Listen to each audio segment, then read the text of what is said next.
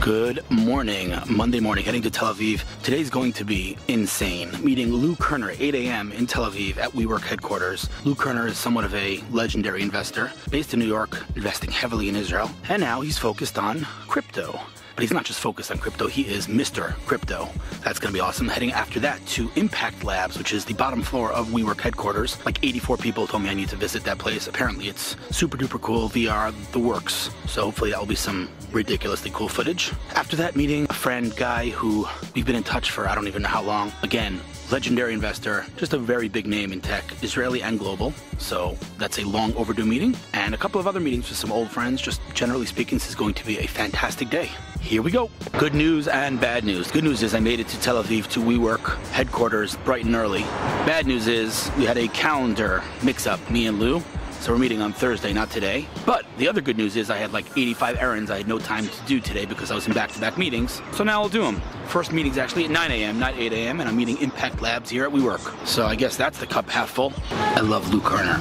Great dude, good friend, smart investor, just a very knowledgeable guy. And that's my disclaimer before I talk about the topic I'm going to discuss right now, which is calendar etiquette. Again, love Lou. I'm in no way implying this is his fault. It's not. It happens. In fact, I take a lesson to myself, which is confirm meetings. So if you have a meeting set tomorrow, shoot a short email saying confirming we're on tomorrow. Many, many professionals that I've met with over the years do this, very, very effectively. Like, I know every time I meet Alan Feld, his amazing assistant always sends me an email the next day, confirming tomorrow at 12. It takes 2 seconds, and that way you avoid this kind of stuff. So that is something I should have done.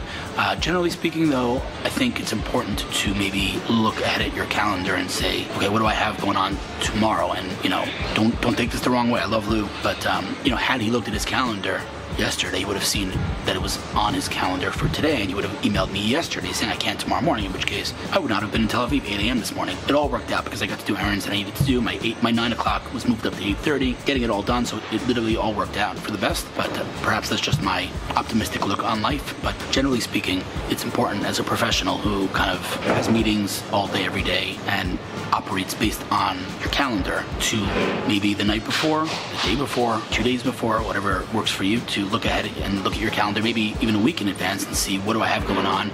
Are there any conflicts? Oftentimes I'll look at my calendar on Saturday night and see that on Tuesday I have 2 meetings overlapping. That's happened, and that gets awkward. But if it gets awkward 3 days, 4 days, 5 days before the meeting, it's a whole lot better than getting awkward when you're sitting at a restaurant with someone and someone else comes in because you double booked. So while calendars have made our lives a little more efficient, it's extremely important as a professional to stay on top of your calendar and to communicate effectively. And that's all I have to say about that. No biggie. Love Lou. Meeting him on Thursday. And for now, Impact Labs in a few minutes. But before that, check out this WeWork. This is the latest WeWork in Tel Aviv. It's actually officially WeWork headquarters in Israel. For sure, the coolest entrance. Check it.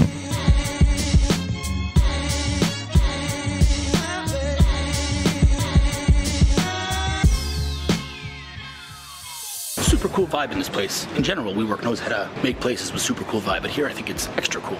Anyway, 15 minutes to my meeting. I'm actually, as you may or may not know, an early morning person. I'm up at like 4:45 working out. I'm on my way to Tel Aviv every day at 6:30. But I gotta say, this is one of the first 8:30 meetings I've had in a long time. I actually like this. I have the most energy in the morning. That's why I work out at 4:45. People say, how do you do it at 4:45? I have the most energy at 4:45, but that's a topic for another time. I'm at WeWork Hazerim, the headquarters. You know this is the headquarters? I didn't realize that till like last week, but yeah. Amazing place. And last time I was here, I was doing an interview out there with a couple of people. Gennady, and then Benji came by, and Ronnie came by, and a whole bunch of people. And every person that came by said to me, have you been to Impact Labs? I'm like, dude, what's going on with Impact Labs? Everyone keeps asking me. So who are you? What the heck is Impact Labs? How do we know each other? Give me some background. Who are you? My name is Sefi. I'm 28 years old. 28? 28. Dude. The most important thing in my life is I'm father to Noam. Wow. He's 1 year old. Oh my gosh. Congrats. Yeah, he's like... He's your world. He's my world, and he's like the most intense kid you've seen. That's funny, okay. I know lots of parents say like he's the cutest, and this kid is something special. Well, his dad is pretty intense, so let's talk about you a little bit here. Where do we know each other? Where do we originally connect? I think in Sorona one time I was riding with my hoverboard. This guy had a hoverboard before everyone else had one, and I was like, I gotta get on that thing, and I rode around Sorona WeWork on a hoverboard. And I think Mayor Reich took a video of it, if I'm not mistaken. Someone, I don't remember. All right, so I have this disease called early adoption. Right, I was gonna say, so you're a geek, you're an early adopter, but what are you wearing on your wrist? I'm wearing a Kickstarter edition Pebble. Pebble. I mean, raise your hand if you know anyone that wears a Pebble today. Like, really. I mean, I'm a big fan. I was a big fan of Pebble, you know, but it was a classic example of David and Goliath kind of thing. Like, there was no chance they were going to succeed against the Samsungs and the Apples of the world, but I actually love their products. I wore 3 of their different watches. And what does it say on your watch? I bought it because I was looking for years for a watch that doesn't show the time precisely, so it shows an estimation of the time. It says right now it's little after 8:30. Little after 8:30. So like, it doesn't say 8:34, it says a little past 8:30. Sometimes it says it's around 4, it's almost 5, or... Interesting. Why, what's the philosophy here? Philosophy is you know, originally as human beings we had like sundials and estimation of time, but as we progressed, you know, and mechanical watches came, we became OCD. Yeah, and I think we should strive for, you know, and more chill. What kind of phone is this? It's a OnePlus with a broken screen. OnePlus what though? It's really thin. OnePlus 5? OnePlus 3T. Oh, it's OnePlus 3T. It's so thin. Wow. Okay. All right. So, Sefi, we connected at Sarona. You're a geek, an early adopter. You have a kid. We got that. What are you doing now? So, for the past year and a half, I've been working very closely on collaboration between the Revolves group, which is a non-profit, and we work on putting together Impact Labs. And Impact Labs is all about lowering barriers for hardware entrepreneurship in Israel. Wow. For companies that make our world better. Okay. I'd say companies and entrepreneurs. So we have 3 target audiences. All right. One is individuals and SMEs, and that means 2 entrepreneurs in the beginning of the world working on a hardware startup. Let me just cut you off here for 1 second, because I know from experience and just, I guess, logic that, you know, it's one thing when you're building, you know, a software startup or a software venture, let's call it. You could easily, you know, create your software sitting in your basement and you could distribute it over the internet, no problem, easy peasy. Hardware, though, while lucrative, potentially, the challenges are quite literally endless. I mean, just the manufacturing aspect of things, like how the hell do you manufacture hardware, right? But once you get beyond that, which in and of itself is a tremendous challenge, but how do you distribute hardware? It's a physical product. I mean, it's not easy at all. There's so many challenges. I am an advisor at a company called Zuta Labs. You know Zuta Labs? Of course I do. So Zuta Labs, just real quick plug for Tuvia and Zuta Labs. Printing, right? If you look at the printer today, it hasn't really evolved. Forget 3D printing and commercial printing. The printer is still this big clunky device. Like, oh God, I gotta print something, I gotta like dust off your printer, you know? So they said, well, why is it so big? Why is it so, you know, archaic? The answer is very simple. You need to put the piece of paper into the printer. So it still needs to be the size of the paper. Comes along Tuvia Elbaum, Jerusalem entrepreneur, and said, forget that garbage. And he built a mobile robotic printer that's this big. You put the paper on a table and you put the printer on top of it and it walks on the paper and prints. Crazy, crazy cool. But having said that, as all startups in the hardware space face, it's hard. It's really, really hard. But he's going at it for years. Amazing things to come from that company. But anyway, back to you. Yes. Yeah, I think you're completely right. I mean, the trend of the digital and the physical is becoming one, is out there. Right. If you look at, you know, Crunchbase numbers, you'll see that out of tech startups, around, you know, 15% of startups in total are hardware startups, and that trend is growing. 15%? Yeah. So actually more than I would expect. Yeah, and you know, we're surrounded by physical things, and more of them are becoming smarter. And in order to drive these smart, you need companies. And IoT, by the way, I mean, you guys have heard of IoT. It's a buzzword, but the reality is that more and more things in our lives are becoming connected to the internet, becoming smart. Obviously, there's the cars, but there's refrigerators. There's, you know, little chips that you put on your suitcase to make your suitcase smart. There are smart suitcases in and of itself. Give me some more examples of IoT that we see in our lives that I don't even think of that anymore. I can give you some examples from, you know, companies that sit here downstairs, right? So, you know, we have IoT kitchens. At least 2 startups here. Wow. Your kitchen smart. Yeah, I mean, so cool. Tabletop that is smart, or making your tap smart, or making like. So it was the Samsung window. Remember that thing? Yeah. Samsung announced, I think it was at the CES. Yeah. Consumer Electronics Show. The window that's smart that turns into a monitor. That was super cool. I don't know if that ever came out, but that's kind of like Minority Report has become like the. It's funny when people say like smart displays, they always compare it to Minority Report, even though it was like years ago. Yeah. The reason we're called Impact Labs, and something that happens a lot when, you know, both the companies like corporates and startups chase this trend of the digital and the physical are becoming one, is that sometimes they sin and, you know, just put a sensor on it and say, oh look, we made an IoT device, right? And they miss the pain point, the real value that you know, data can bring in order to revolutionize something. That reminds me, we do that a lot in tech, by the way. That reminds me specifically of the transition from web to mobile. A lot of times people kind of like took their website, wrapped it in a mobile kind of HTML, and they're like, oh look, I have a mobile app. That's not a mobile app. If it's not optimized for this screen, then it could be compatible, it could work here, but that doesn't make it a mobile first experience. We do that a lot because we kind of like try to cut corners. I totally hear what you're saying. We have actually a very interesting approach to that kind of challenge. Yeah. We believe that if we mix non-profit activity together with startups, we can actually inspire over the long run companies that solve real problems. Wow. And in our model, we have 20% of non-profit activity, which deals with physical products that help people with disabilities, wow, that work with students, wow, and we believe that on the long run, you know, entrepreneurs that come here and think about their first, you know, venture, yeah, would meet these people and would be inspired by them to make something that... But let me ask you another question. You're 28 years old. Yeah. Like, shouldn't you be like chilling on the beach or something? Oh, I'm like way more intense than that. I'm sorry. I'm like... You shouldn't apologize, man. It's awesome. Making the world a better place. I love it. So what do we expect? What's going on downstairs? Why does everyone keep telling me I need to visit this place? What are we going to see in a minute? So we have... show me your shirt, by the way. I love that shirt. So you need to see both sides. It says making things, creating impact. Love it. Love it. Yeah, I'm getting one of those shirts, baby. Excited. Yes. Okay, so what's going on downstairs? Talk to me. So downstairs we have 1,000 square meters. Wow. Feel a lot. With all the hardware you need to imagine a prototype in your head and then hold it in your hands, wow, like in the evening or at the latest, yeah, in a week. Right. That's one function of the technology layer that what we call. And the other part of the technology layer is that we can do small batch manufacturing for the first time in Israel here. Wow. Wow. So that's unbelievable. Yeah, we have some really interesting equipment downstairs. Is it confidential, or can we show it on camera? Oh, we can show everything on camera. Amazing. That's unbelievable. But I have to warn you, the technology is the most photographable, but it's not the most important. It's not the most important. Never is, by the way. It never is. Yeah, I agree. We have two other layers on top of it. One is the knowledge layer, which we do with strong community, which is the most important layer. And the second, and the layer above it, is the opportunity layer. You know what's? I'm sorry for interrupting. Something popped into my head when you said that it's the most photographable. You know, TV in Israel, TV in general is always looking for things that are visual. And a lot of times TV stations would reach out to me and they're like, who are some amazing startups that we can see, that we can film for TV? Because software, like, yeah, I'm like, there's so few of them. Has the TV, have you had TV reporters? No, we haven't. You gotta work on that, man. And I'll tell you that, when we did like the first research about this space and we interviewed maybe 20 IoT startups, yeah, the constant response I got from almost each and every one of them was like, there are 20 IoT startups? Like, wow, where are they? All right, listen, we're gonna stop this right now because this is a long interview and people have ADD. Yeah, we're gonna go downstairs, show it to them, and we're gonna bring TV reporters down there because this is unbelievable. All right, here we go. Whoa. Whoa. Dude. Damn. This is so cool. What is that, 3D printers? These are the low-end 3D printers. This is, you know... Walk ahead so I can film you talking. This is a sponsorship by MakerBot. This is 12 low-end 3D printers. You know, thinking is the best kind of doing. Or, sorry, doing is the best kind of thinking. Yeah. So when you want to prototype something, you just throw it out here.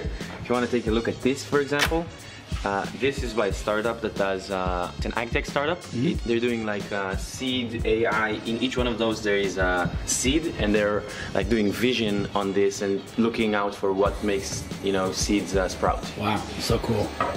Oh my God, this thing is like never ending.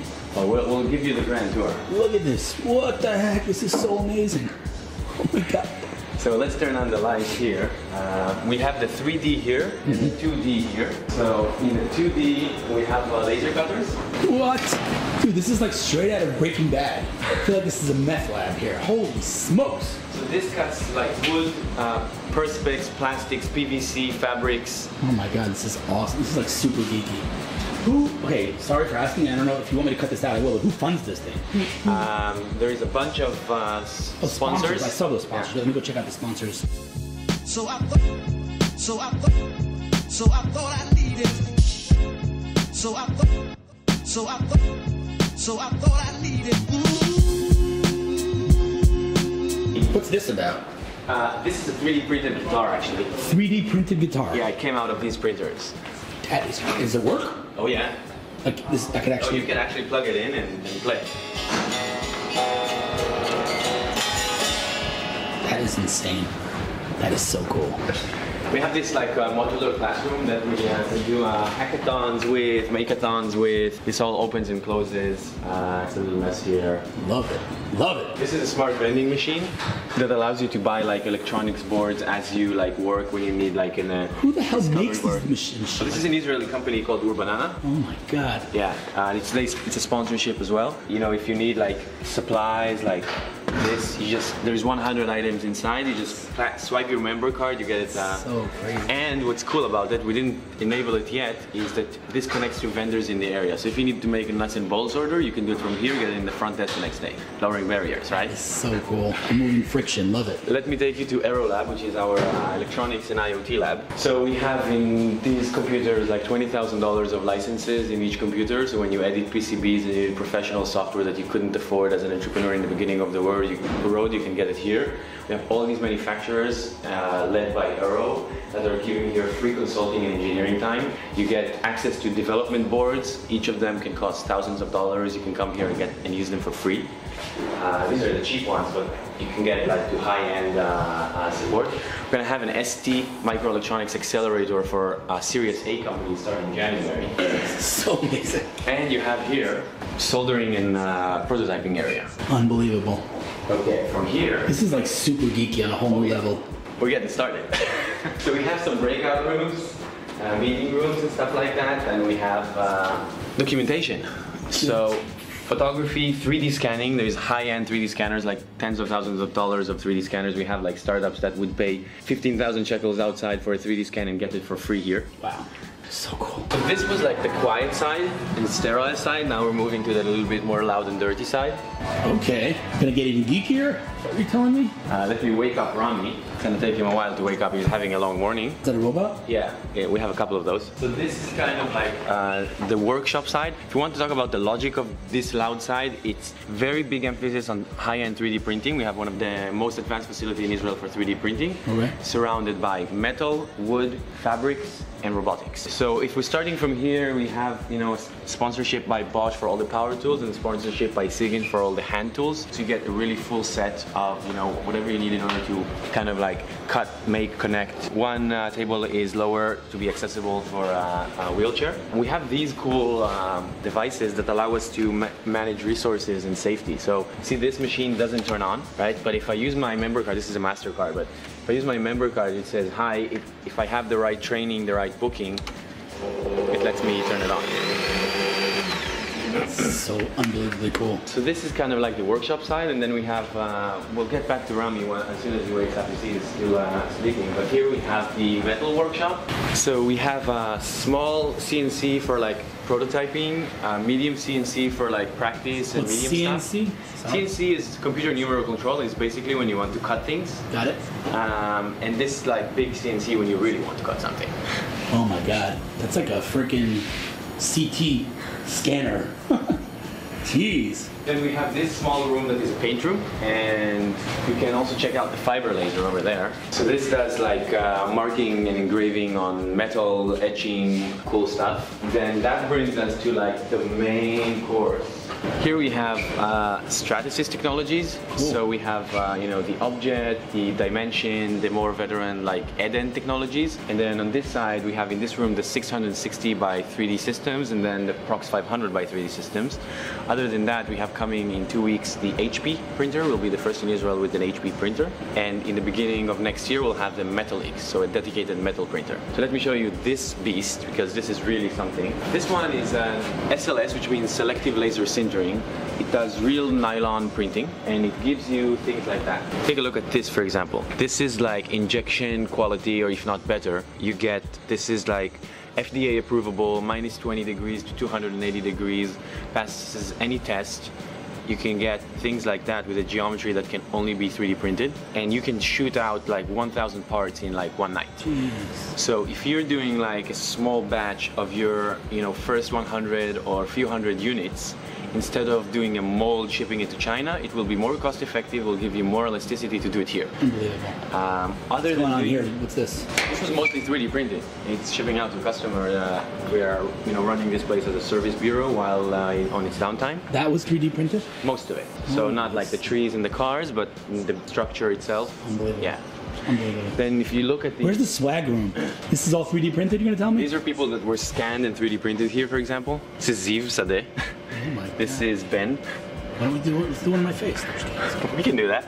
So this came out of that printer. This is a cobot. A cobot, as opposed to a robot, is a collaborative robot, and it knows how to interact with humans very nicely. So it won't hurt me if it hits me. It knows to stop, and I can teach him by showing him, and I don't need to like sit in a computer and program him. So if I'm doing an assembly here, like we have a startup that wants to burn the chips and not send it to China because they have their IP on it. Right. So they use this robot in order to show him, okay, you just grab here, start doing like this. 10 minutes later, he's doing it all on his own. He's very, very friendly. That's so cool. Give it a try. Hold him here, goes to zero gravity. If you hold here, it goes to zero gravity. Yeah. Wow. Wow. It has a vision, it has a camera, so it can like use different algorithms to learn what he's doing. It's super smart. Unbelievable. That is so geeky. I love it. Great way to start the day. All right, cool. Yeah, thanks, awesome. dude. I appreciate it. I'm going to turn this thing off and continue the conversation. Awesome. Thanks, man. We almost forgot the most important thing. What kind of geek lab would it be if we didn't have this edition? All right, I am all geeked out this morning. Running from meeting to meeting today, now heading to Mythos to meet Guy Horowitz from Deutsche Telekom Investments. Been following this guy's career for a while. Pretty excited to finally have the opportunity to sit. Also, Mythos. So I What up? Meteos. Hillel Fuld now. What How up? you doing, Achi? Wisdom Tribe, baby. Wisdom Tribe. I have not made a living out of converting people, but I just converted you to kosher food. Is that true or not? Well, I'm converted. I'll be back. That was the best kosher steak ever. Actually, it was the best steak ever. Really? Forget kosher. Wow, man. I gotta say, you're not the first person that's told me that. I've been to places where I've been to meetings at Mythos with people said to me like, I don't do kosher, and then I bring them here. They're like, oh my God. Yeah. So we just ate a cow basically on our plate. Just took a cow, put it on our plate. That was great. All right, who are you? Well, I'm not vegan. That's for sure. Not anymore, anyway. Yeah. Yeah. I'm Guy. I'm a venture capitalist. You can say that. So I have to say, I was when you were talking just now throughout our meeting, I was thinking to myself that you look somewhat like a little kid. Ever caused damage to your career? People think you're a kid. You look like either you're in your 20s. Well, I'll try to take that as a compliment. It is a compliment. Well, it will be a compliment, when you're older. But it is a compliment. But you also act. You're not like your typical VC. Is what I mean by that. It's a good thing. Okay. Thanks for that. So yeah, I spent most of my career trying to grow white hair. I can lend you some if you want, man. Yeah, thanks. No, I think the last 3 years have added, as I said, since I became like a full force corporate VC. Corporate VC. No, I'm not a corporate VC. I'm just a VC. Okay. The corporate comes back to haunt me. But all right, let's start from the beginning here, real quick. I'm a partner with a fund called Deutsche Telekom Capital Partners. Hence the typical confusion. We are an investment arm of Deutsche Telekom, but it's structured as a single LP fund, which basically means we have one investor, but we invest for the purpose of making money. Okay, let me just give 1 second of background here. LP is limited partner. We often, as entrepreneurs, think of, we're raising money, investors are investing money. Investors also raise money from LPs. They're limited partners who fund their fund. So that if I'm oversimplifying, every fund has their LPs. So you have a single LP that funds your fund, and now you go and write checks and invest in innovation. How's that? I need an acronym translator like you. You should come with me to meetings, because every time I say an acronym, people don't understand. It's a problem. No, because in our world we talk geek, and most people don't understand geek. No, so LPs are limited partners. Our limited partner means our investor is Deutsche Telekom, but we invest for profit. So we're structured like any other such entity. And we invest in 3 geographies. Israel, where I'm based, the US, where we have 2 partners operating out of our Silicon Valley office, and Hamburg, where our headquarters is, and where I have a partner. So altogether we're 4 partners and several investment professionals, including 1 here in Israel. And we invest in typically growth stage or revenue growth stage companies in typically enterprise, software, or B2B. Growth stage, again, I'm assuming most of you understand what that means, but just in case there's one person out there who doesn't understand what that means, there's the later stage companies that have much, much higher valuations and are about to kind of explode. They're experiencing what we're calling hypergrowth, let's just say. And, they're the future or current unicorns, billion-dollar companies. And that's when the deal is more expensive for the investor because it's higher valuation. But when potentially, if chosen correctly, the money can go a lot longer, a lot farther in terms of returns. Right, and we can typically think about it the following way. If product market fit has been proven, and what we're always looking for is product market fit. Not just you can build a great product, but the customers actually want it. They're willing to pay for it. Right. So once that has been proven, it's a machine, right? You need to feed the machine, you need to fuel the machine. This is what our money helps to do. It's so funny. You and I have to say we're all guilty of this. Like when we say things throughout the day that they become so like obvious to us. Like what you just said, product market fit is like that. Yeah, you built something cool, but do people want it? That's like so obvious. But a lot of times, as you and I both know, especially maybe perhaps in this country, a lot of times we build some amazing technology and we don't even bother to think, does anybody really want this? And that's a really massive, I cannot stress enough, massive problem in our local ecosystem. The business and marketing side of things as opposed to the technology side of things. Telling me what you built and how you built it, what algorithms, is great. But I don't care. Tell me why you built it. Why should I care? And that's a problem I think in general, but specifically in Israel, we have a little bit of a challenge with that. But it's a topic for another time. Give me your 15, 20-year background in 2 minutes. Right. So started off as sort of an engineer, working for a company called Elbit. Company called Elbit, yeah. The coolest company ever. A tiny or a very small company. It grew after I left. So, oh, really? Yeah, that typically happens. After I leave, good things happen. Tell people I built it. I'm just kidding. Yeah. So I helped build Elbit into the giant company it is today. No, but actually not.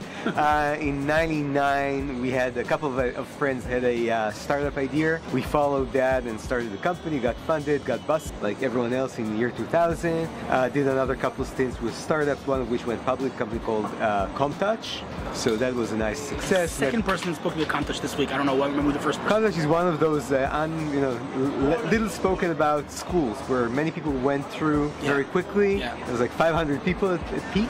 And then when Comtouch imploded or took its tumble, I joined another startup called FollowApp. The company got acquired by a US company based called Newstar. Shortly before that happened, I already started looking for my next thing. It ended up being venture capital. So I joined a great fund called Gemini, or Gemini. Yeah, I was going to say, I always call it Gemini. Gemini, yeah. Okay. You're doing the Israeli, okay. right? Gemini, yeah. So Gemini or Gemini is an Israeli early stage fund. At the time when I joined, it was great. I helped run. No, just kidding. It had its ups and downs. Very, very good people and great investments. Sign of the times. Some of the old brands are just being reincarnated, or people are leaving and starting other stuff. So we have Gemini in many great funds in Israel and many other good places. Also a chief scientist. Wow, that's loud. Yeah. A chief scientist in Israel came from Gemini. It's Avi Hasson. Cool. And then I, after several years, decided to look at other stuff that I could do to complement and augment my experience. Did a bunch of stints with Microsoft. You didn't just do something with you actually were in the founding team of Microsoft. Yeah, so I was one of the first people in the team that started what's now called the Israeli Development Center, ILDC. That was nice. It was back in '07, and I think the time was right for Microsoft to start an activity here in Israel. Some amazing people were involved there in the early days. Moshe Lichtman and Zach, and just really amazing people. And just even till today, there's some amazing people at Microsoft Israel. Right, and some of them actually went from Microsoft to another company called Modu Mobile, including Zach. The famous Modu. The famous modular phones before they were cool. No, they were cool, but they were never product market fit, right? There you go. We did the Steve Jobs thing, build it that they'll come, right? But he did it exactly the same time with the iPhone, and he won. So Dov Moran, who founded Modu, was the guy who invented the thumb drive, or as we call it in Israel, a disk-on key, the USB thing basically, and sold that to SanDisk. And he's somewhat of a godfather of Israeli tech, one might say, maybe. Anyway, okay, go on. Right, so after Modu went back to venture capital, did another few deals. Joined one of those portfolio companies, as we call them in the fund, as a full-time employee. I was doing marketing for a company called Takadu in the water space. And 5 years ago, I got a call from Deutsche Telekom, which I had the urge to refuse, but I ended up not. That in and of itself is an amazing story, but I want to talk a little bit about, so now you're at Deutsche Telekom, you're making investments in Israel. Give me kind of your high-level philosophy of what you're looking to invest, what kind of checks you write, what's your process, walk me through that a little bit. Right, so we're a pretty big fund, especially for the Israeli market. It's 250 million euros, currently about $300 million, targeting larger companies, larger check sizes. So let's say a typical investment would be a 10 million ARR, 10 million recurring revenue type company, and a typical check would be somewhere in the 10 million range. So we have gone earlier than that. We've done a bunch of much earlier investments, and we have looked at 5 million ARR companies and up with a 5 million check size and up. But right now, I think our focus and our main business is looking at those later stage growth type opportunities. So one of your investments that is close to my heart, I should say, is AppsFlyer. So like I told you before, I remember Oren sitting in the Microsoft Accelerator with his head down. Everybody was like focused on press and making noise, and Oren's head down execution. These guys are an absolute beast. I mean, to say that they own the app attribution space is like an understatement. I don't even know how to describe that. They're, like you said, an enigma. He's an enigma. It's an amazing company, and some other many other amazing companies that you guys invested in. And just basically, you're looking at the kind of next wave of, I should say, of Israeli tech, as many people have coined it.